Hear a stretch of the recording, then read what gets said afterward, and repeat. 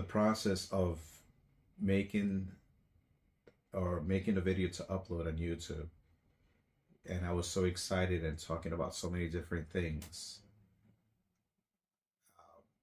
Putting it on pause just to review it, I got the message of the post that Brian just posted on YouTube with his final goodbyes. And I just want to say thank you, Brian. Thank you for inspiring me, for bringing me to a world that I never knew existed, and opening the path that I've actually chosen because of what you inspired in me. None of this would have been possible, not only for me, but for many, many, many keepers and many more to come. Your name will be spoken many, many, many, many years to come. Happy journeys. And until we all meet up again, thank you for everything. Hey YouTube, Ron here with BBM Reptiles. Thank you again for taking the time for stopping by my channel. Happy 2024. This is a new year, and with a new year, it's a new season. And also, new ball pythons, which I'm more than excited to share with you.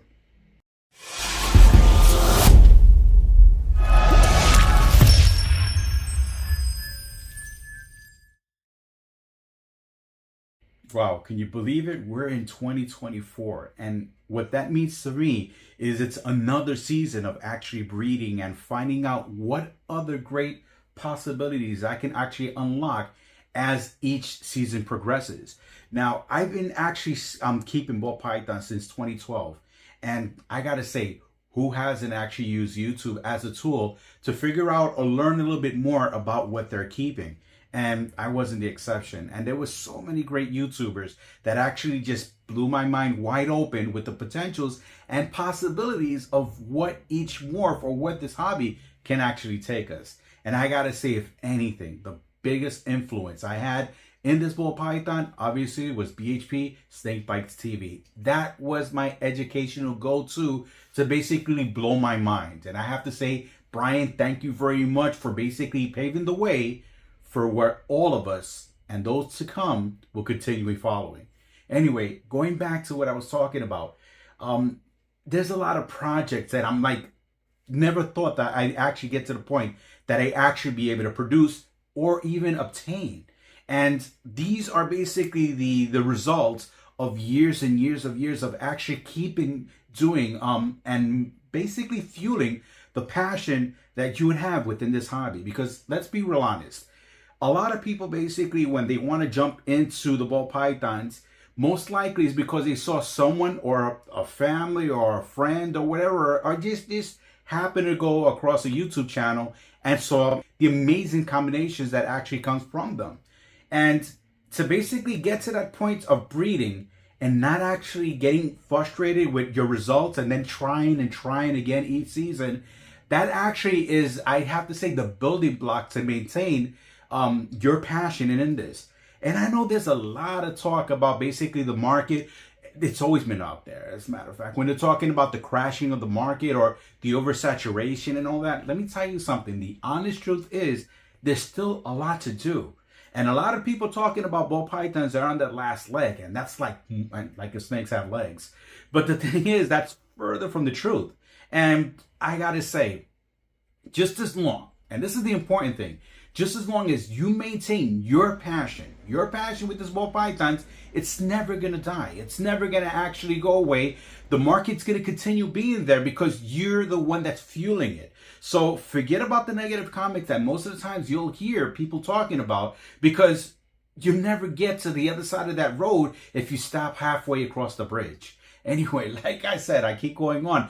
I have to show you some of these results that I actually produced, and it's crazy. It's for me personally, it's crazy. Now I'm going to start off with one of my most favorite projects, and this project goes back to 2013 when I first visually saw one, and I went crazy with it.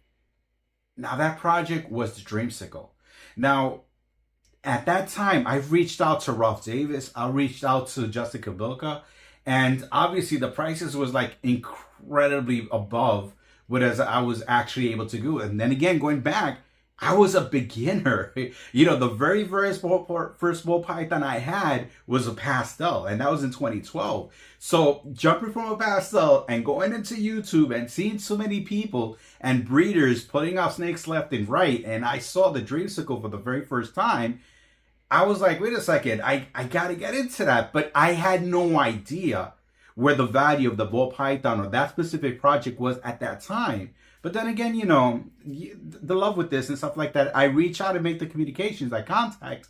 And obviously I was brought down with the price of what it was at that time. But that's the thing. It did not stop me actually from actually wanting to have that in my collection. So a few years later down, I was able to get a het female, grew that het female up, and then basically as the years went by, as a matter of fact, it was 2 years after that, I was able to get the male, and I started producing my very first dreamsicle, and that was in 2016.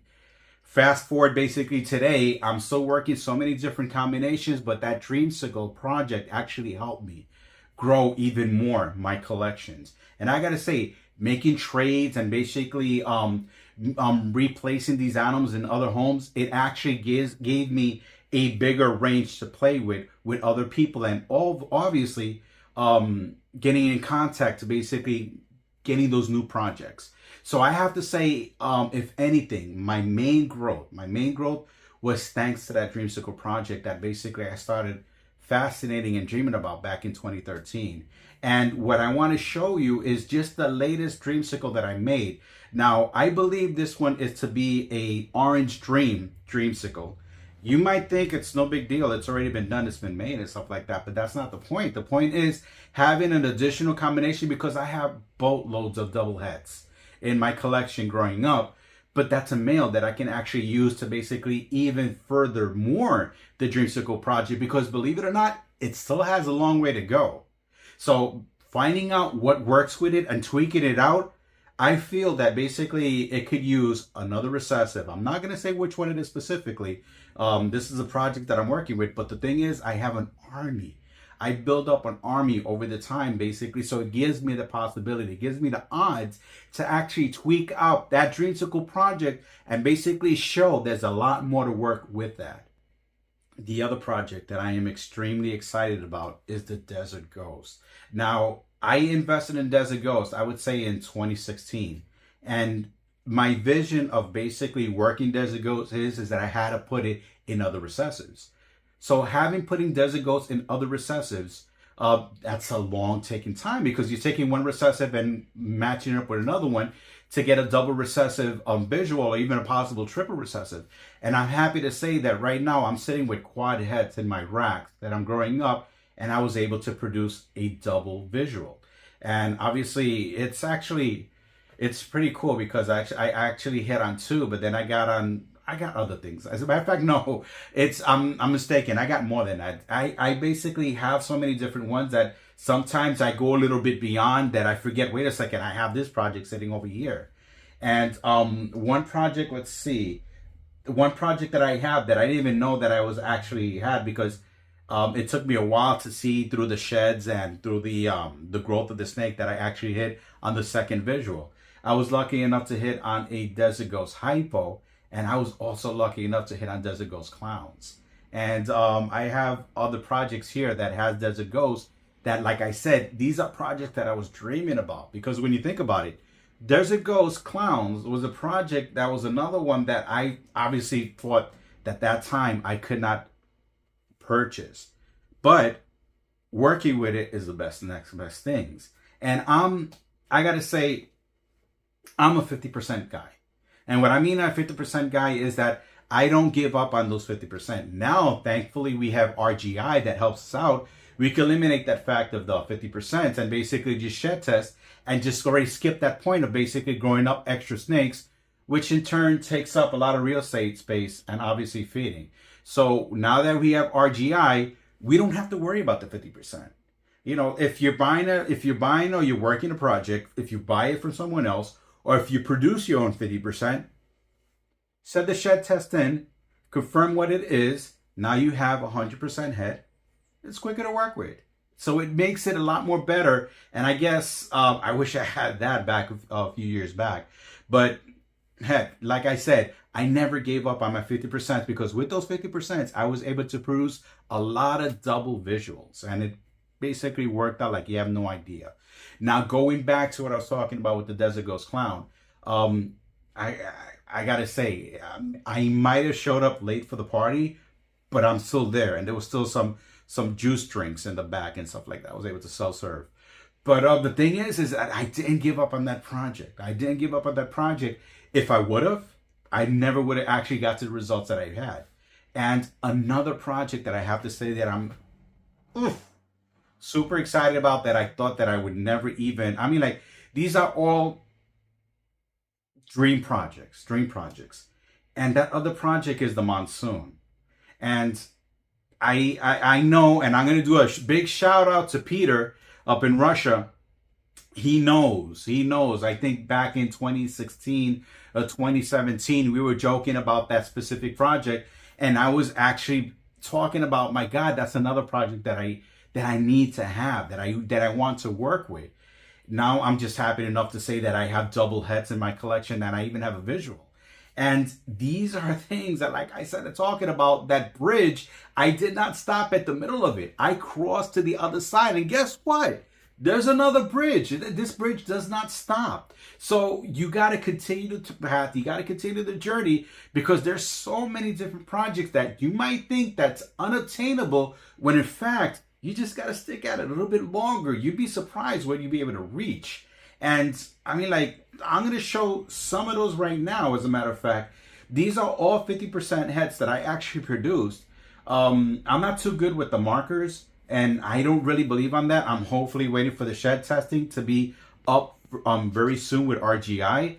But until then, I am feeding them like they are 100% heads. You know, I'm like pounding them like you have no idea, just to make sure that when the time actually comes and I get the shed test back, I have some great size double heads. And besides that, I'm breeding right now another pair of double heads.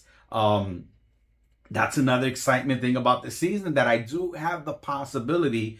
And these are double head 100% monsoons. And they have a second 100% head of another separate recessive gene, which is going to be going great, because now I'm working again with another 50s to make quad heads with the possibility of a visual monsoon. So that's like, gosh, I mean, you got no idea. It's mind-blowing, and that's the point. That's the point that I actually want to talk about, is why this market, it can't fail. I mean, like, this hobby, it can't fail, because if it wasn't because of this excitement, if it wasn't because of this drive that I want to see, and I want to keep pushing this, you know, then I could say this is a dead-end project. It's not going to go anywhere, or the hobby. But that's contrary. I mean, like, that's not even close to what we're going through. So my excitement is like, it's so incredible that I have family members that basically hated the mere sight of snakes, and even friends, and maybe me constantly posting different pictures and goofing around with all that stuff. I actually got so many people that are converting into this hobby that it even surprises me. But then again, these snakes have more than you can imagine to offer. And that's why I say that, trust me, there's going to be a long, long time worth of working with these ball pythons. And I sometimes shake when I talk about projects with other people. And that's the other thing. We ball python breeders, we just can't stop talking. I mean, like, don't stand too long next to us and stuff like that, because we'll go on and on and on and on. And it's a two-way conversation. That's the only thing. It's not like you're talking by yourself. So that's what makes this hobby so incredibly exciting. So anyway, guys, I don't want to actually make this longer than I am, because then I'm going to what I was saying about is that we'll keep talking, which makes me more excited, because that means there's a lot more that I'm happy to say that BBM Reptiles has to offer and has to share. So guys, believe in this hobby, show that passion, rock your projects, rock your dreams, because you're going to be able to you'll be able to make it. And remember, we got the greatest person that actually already broke broke all the obstacles and stuff like that and brought this to the world. Again, thank you, Brian Barczyk, for everything you did, and all the other YouTuber breeders and the other breeders and all those beginner breeders. You guys are incredible, and you're fueling the passion of what this hobby really, really has to offer. Again, guys, thank you again for taking the time for stopping by my channel. This is just starting 2024. We're kicking this. Forget it. We got a long way to go. So if you're new, go ahead, hit the subscribe button, hit that bell. Guess what? We'll be coming back to this, and we're going to be talking, and we're going to be sharing projects. So guys, until the next one, I will see you in the next video.